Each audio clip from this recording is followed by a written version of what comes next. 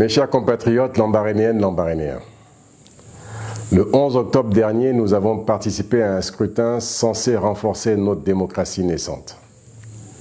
Les résultats sont désormais connus, mais il convient de présenter devant l'opinion nationale l'envers du décor. En ma qualité de responsable politique dans la province du Moyen-Ogooué et candidat à cette élection pour le compte de l'Union démocratique des bâtisseurs, il est donc de mon devoir de prendre la parole, d'éclairer l'opinion nationale et de témoigner avec clarté, responsabilité et vérité.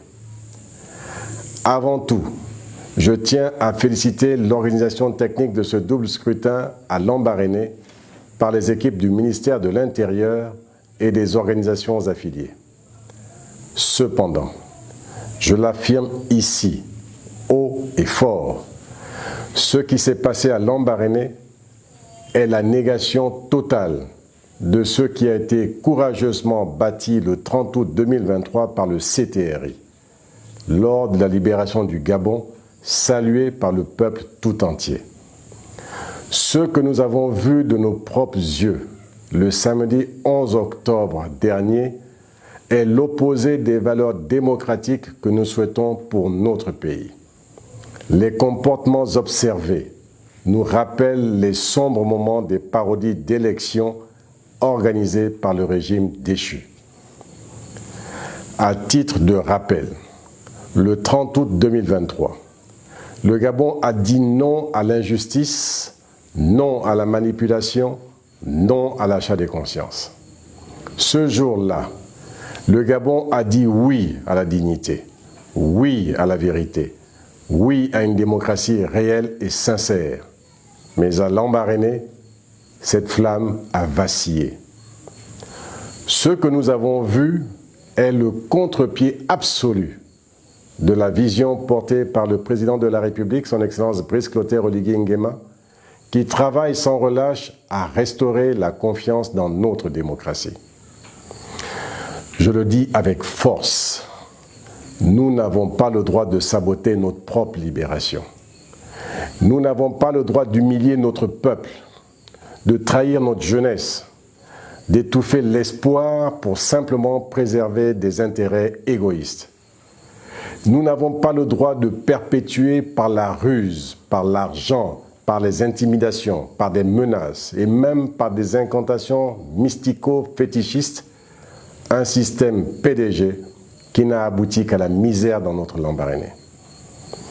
Le 11 octobre dernier a été la journée de la honte, orchestrée par les mêmes qui autrefois tenaient les corps et les esprits des populations de Lambaréné.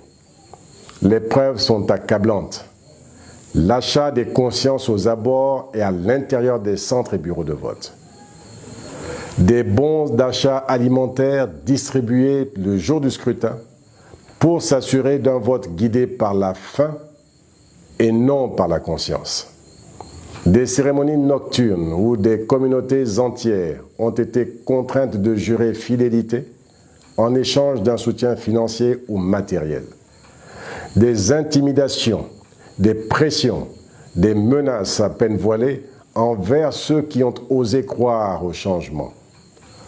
Autant de choses qui traduisent une volonté d'asservir les populations.